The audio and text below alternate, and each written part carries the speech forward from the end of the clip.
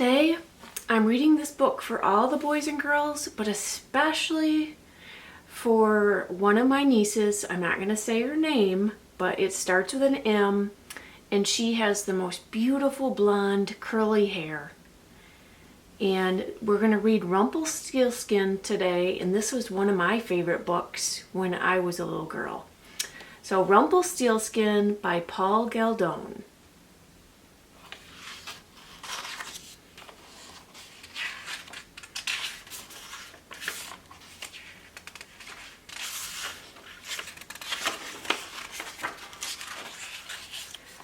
Once upon a time, there was a poor miller whose only treasure was his beautiful daughter. Now it happened that the miller had to go on an errand to the king. The miller wanted to make himself appear important, so he said, "I have a daughter who can spin straw into gold." "That is a marvelous art," replied the king. "If your daughter is as clever as you say, bring her to my palace tomorrow, and I will put her to a test." When the king said that, the miller regretted his boast, but he knew he must obey the king's command. As soon as the miller's daughter arrived at the palace, the king took her into a room which was full of straw. He gave her a spinning wheel and some bobbins and said, "Now set to work. And if by dawn tomorrow you have not spun the straw into gold, you must die." He locked the door and left the miller's daughter alone in the room. There she sat, for she had no idea how straw could be spun into gold. As the hours passed, she grew more and more frightened. At last she began to weep. All at once the door opened, and in came a little man. "Good evening," he said. "Why are you crying so?" "Alas," answered the girl, "I have to spin straw into gold, and I do not know how to do it." "What will you give me," said the little man, "if I do it for you?" "My necklace," said the girl. The little man took the necklace and seated himself in front of the wheel. Whir, whir, whir. It went, and in 3 turns the bobbin was full. He put on another, and whir, whir, whir, the second bobbin was full too, and so it went until dawn, when all the straw was spun, and all the bobbins were full of gold. Then the little man slipped out the door. When the king arrived and saw the gold, he was astonished and delighted, but his heart only became more greedy. He had the miller's daughter taken into a larger room, which was also full of straw. "If you value your life," he said, "you must spin this straw into gold by tomorrow." The miller's daughter looked at the pile of straw and began to cry. Just then the door opened and the little man appeared again. "What will you give me," said the little man, "if I spin the straw into gold for you?"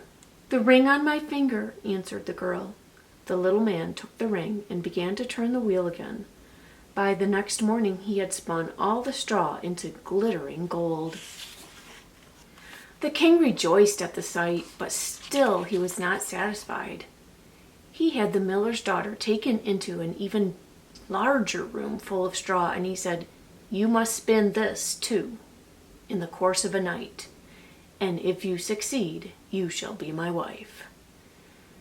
As he locked the door, he thought, "She may only be a miller's daughter, but I am sure I could not find a richer wife in the world." When the girl was alone, the little man came for the 3rd time and said, "What will you give me if I spin the straw for you also?" "I have nothing of value left," said the girl. "Then promise me, if you should become queen, to give me your first child."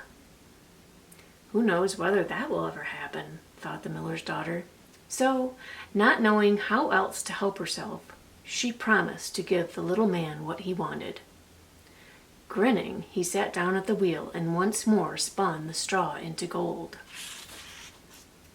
When the king came in the morning and saw all that gold, he arranged a grand marriage, and the beautiful miller's daughter became queen. A year later, the queen gave birth to a beautiful baby daughter. She was so happy with the child that she never once thought about the little man. But one day, he suddenly appeared in her room and said, "Now give me what you promised." The queen was horrified and offered the little man all the riches of the kingdom if he would let her keep the child. But the man said, "No, something alive is dearer to me than all the treasures in the world." At that, the queen began to sob so loudly that the little man took pity on her. "I will give you 3 days," he said. "If by the end of that time you find out my name, then you shall keep your child." The queen stayed up the whole night, thinking of all the names she had ever heard, and she sent a messenger out to search far and wide for other names. When the little man came to the palace the next day, the queen began with Casper, Melchior, Balthazar, and then she said all the names she knew, one after the other. But to each one, the little man said, "That is not my name." On the second day, the queen learned the names of everyone living near the palace. When the little man came again, she selected the most unusual names.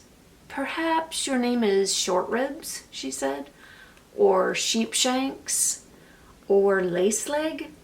But the little man always answered, "That is not my name." On the third day, the messenger returned and told the queen, "I have not been able to find a single new name. But as I approached a high mountain at the end of the forest, I saw a little house. Before the house, a fire was burning, and round about the fire a little man was jumping. He hopped first on one leg and then on the other and shouted, 'Today I brew, tomorrow I bake. The next day the young queen's child I'll take.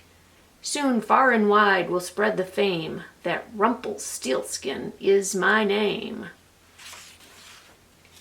How glad the queen was when she heard the messenger's story. She repeated the name Rumpelstiltskin over and over. Soon afterward, the little man came in and asked, "Now, queen, what is my name?" At first she said, "Is it Conrad?" "No." "Is it Harry?" "No."